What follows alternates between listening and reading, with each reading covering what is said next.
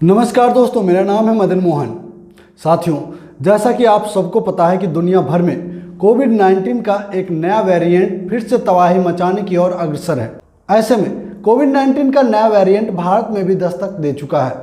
इसी संदर्भ में प्रधानमंत्री नरेंद्र मोदी ने आज देश के तमाम राज्यों के मुख्यमंत्रियों से चर्चा की। इस दौरान प्रधानमंत्री नरेंद्र मोदी ने राज्यों के मुख्यमंत्री से देश में बढ़ती महंगाई पर भी बात की।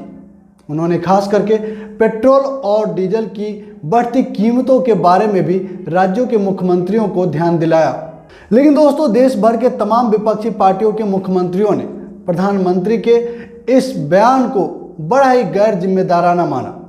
क्योंकि आप सबकी जानकारी के लिए बता दूं कि जो पेट्रोल और डीजल यानी कि फ्यूल पर जो टैक्स होते हैं, उनके रेवेन्यू जो बंटवारा होता है उनमें 68% केंद्र सरकार को जाता है और महज 32% रेवेन्यू राज्य सरकार को मिलता है। ऐसे में जरा आप सोचिए कि किस तरीके से एक केंद्र सरकार अपने राज्यों के मुख्यमंत्रियों को अपने 32% हिस्सेदारी में से वैट कम करके जनता को फायदा पहुंचाने की बात कर रहा है।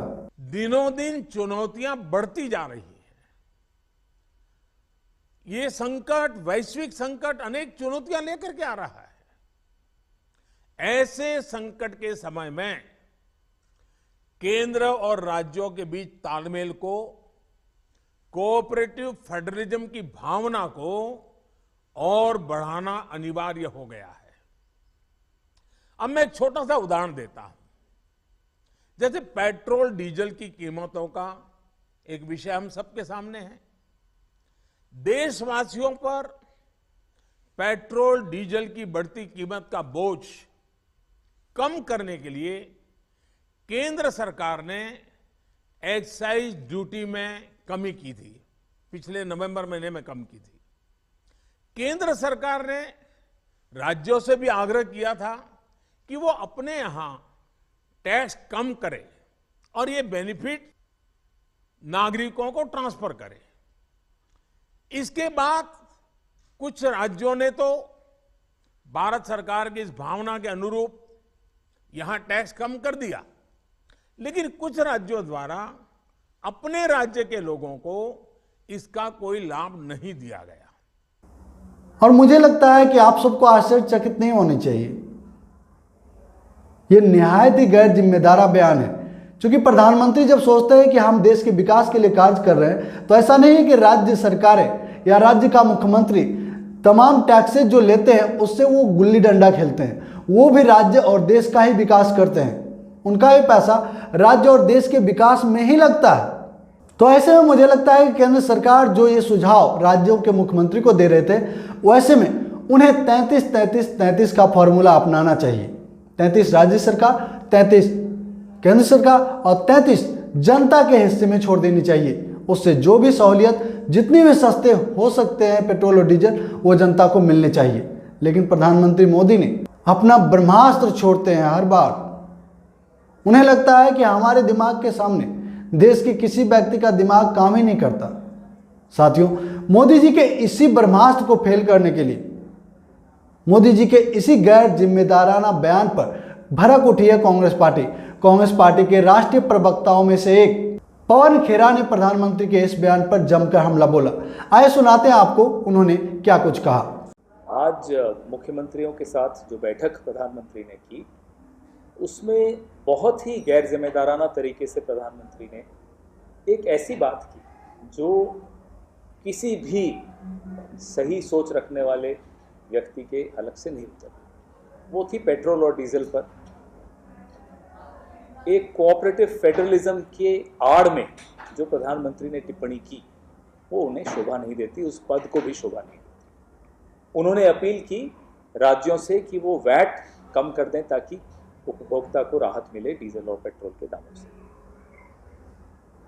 अगर आप आंकड़े देखें तो पिछले 8 सालों में केंद्र सरकार ने केंद्रीय उत्पाद के जरिए पेट्रोल और डीजल पर 26 लाख करोड़ कमाए हैं।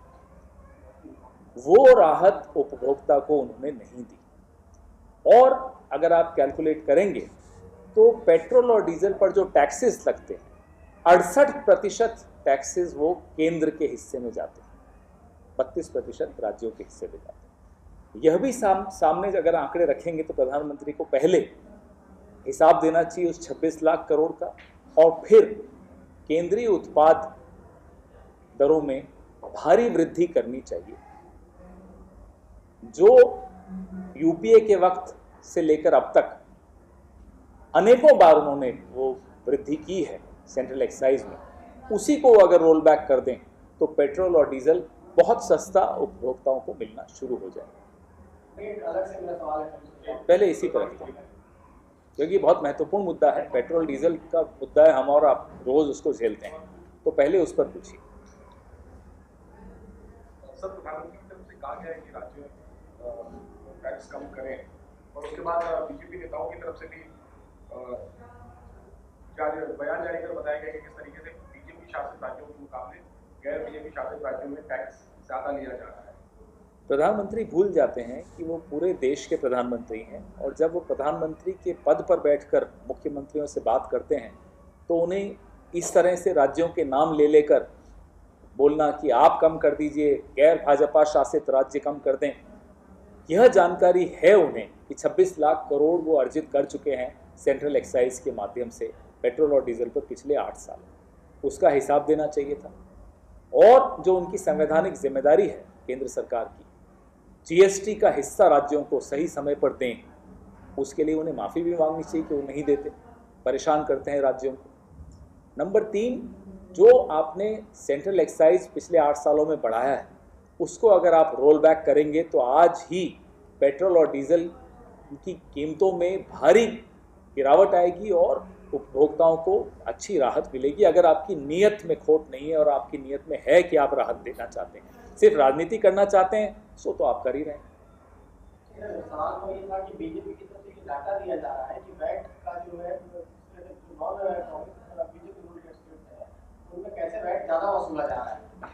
तुलना राज्यों की आपस में करने के स्थान पर तुलना केंद्र की राज्यों से की जाए तो केंद्रीय उत्पाद दरें क्यों इतनी बढ़ी, उससे आपने कितना कमाया, उसका क्या लेखा जोखा है, उसको आप रोल बैक क्यों नहीं कर रहे, यह उत्तर देने चाहिए। तुलना राज्यों की करने के स्थान पर तुलना केंद्र की राज्यों से होनी चाहिए। 68% आप कमाते हैं टैक्सेस से पेट्रोल और डीजल पे, 32% राज्य कमाते हैं, यह तुलना होनी चाहिए।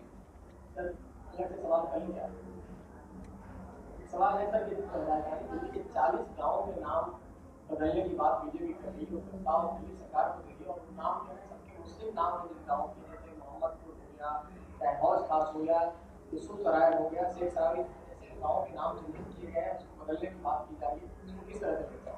ये सब इसीलिए किया जा रहा है कि पेट्रोल और डीजल की प्रेस वार्ता में भी यह सवाल पूछे जाएं, कि पेट्रोल और डीजल पे सवाल ही न पूछे जाएं। यह षड्यंत्र का हिस्सा है कि असली मुद्दों से कैसे मीडिया का भी ध्यान और मीडिया के माध्यम से जनता का भी ध्यान हटाया जाए और ऐसे मुद्दों पर लाया जाए जिसमें कि समाज में अशांति पैदा हो, आपस में नफरत पैदा हो, इतिहास से खिलवाड़ हो, विरासत से खिलवाड़ हो, और एक ऐसा माहौल इस देश में बने कि लोग मोदी जी के 2014 के वादे और नारे भूल जाएं और नए तौर पे उनके नए एजेंडा के साथ उनको फिर से चुनाव जिताने की मुहिम में शामिल हो जाए। सर, एक सवाल है, यूनिफॉर्म सिविल कोड आने की जो बात हो रही है, all India Muslim personal law board ने एक नोट जारी किया, उसने कहा कि ये असंवैधानिक है। यह भी उसी एजेंडा का हिस्सा है जिसकी मैं बात कर रहा था कि पेट्रोल और डीजल की कीमतों पर प्रेस वार्ता हो और उसमें सवाल आए कि गांवों के नाम बदले जा रहे हैं, यूनिफॉर्म सिविल कोड आया जा रहा है, ये तमाम वो एजेंडा दिखता है, आपका नहीं कह रहा, ये प्रधानमंत्री और उनके संगठनों का, राष्ट्रीय स्वयंसेवक संघ और भारतीय जनता पार्टी का एजेंडा है, जिसका हम शिकार इस देश को भी नहीं होने देंगे, मीडिया को भी नहीं होने देंगे और हम भी इसका शिकार नहीं हैं।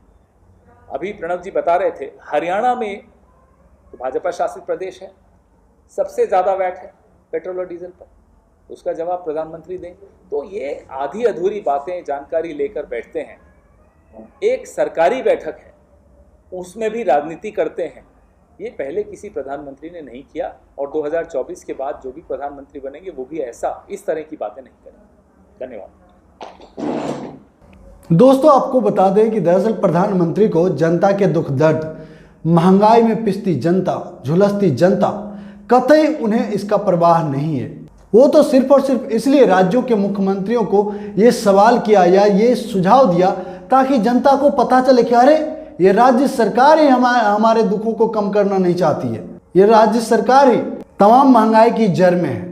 दरअसल अगर प्रधानमंत्री को देश की जनता को महंगाई से बचाना होता, देश भर की बिकाऊ मीडिया को हेडलाइंस देकर राज्यों के मुख्यमंत्री को विलेन नहीं बनाते, बल्कि इतनी महंगाई में जनता के दुख कम करने के लिए उनके साथ खड़े नजर आते, किसी न किसी तरीके से पेट्रोल और डीजल की बढ़ती महंगाई की मार से जनता को निजात दिलाते। हालांकि प्रधानमंत्री के इस बयान में कुछ भी नया नहीं है। प्रधानमंत्री जब भी कुछ बोलते हैं इस तरह से जिससे जनता का फायदा होने वाला हो, सिर्फ और सिर्फ इसलिए ताकि वो हेडलाइंस बने और जनता के नज़र में खास करके तमाम विपक्षी राज्यों के मुख्यमंत्री और सत्ताधारी पार्टी विलेन बन जाए और आगामी चुनाव में भारतीय जनता पार्टी को फायदा मिले।